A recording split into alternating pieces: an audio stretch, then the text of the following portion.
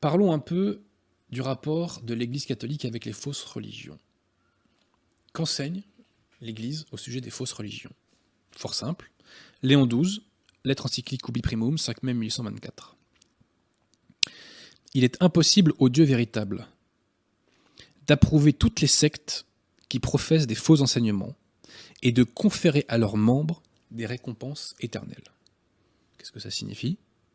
Les membres des fausses religions ne vont pas au paradis, ne peuvent pas se sauver. Ils sont damnés. C'est ça que ça veut dire.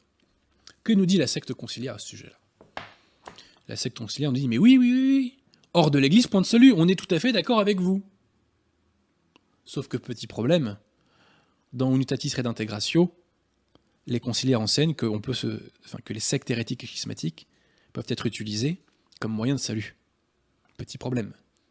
Et avec le subsistit in, on voit que des pseudo-éléments de l'Église qui se baladent à gauche à droite en dehors de l'Église catholique, donc par définition peuvent être ces instruments de salut. Donc on peut se sauver en dehors de l'Église selon les conciliaires. Ce qui est difficile avec les conciliaires, si vous voulez, c'est qu'ils plaident à la fois la thèse et l'antithèse en fonction de leur interlocuteur. Voilà. Mais il ne faut pas nous la faire. Hein. La chose pas conciliaire, on la connaît maintenant.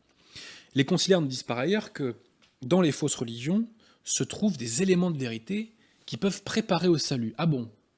Les fausses religions préparent à l'état de grâce. C'est une plaisanterie. Donc, on voit que par cette doctrine, les conciliaires contredisent de plein fouet la foi catholique sur laquelle, hors de l'Église, il n'y a point de salut.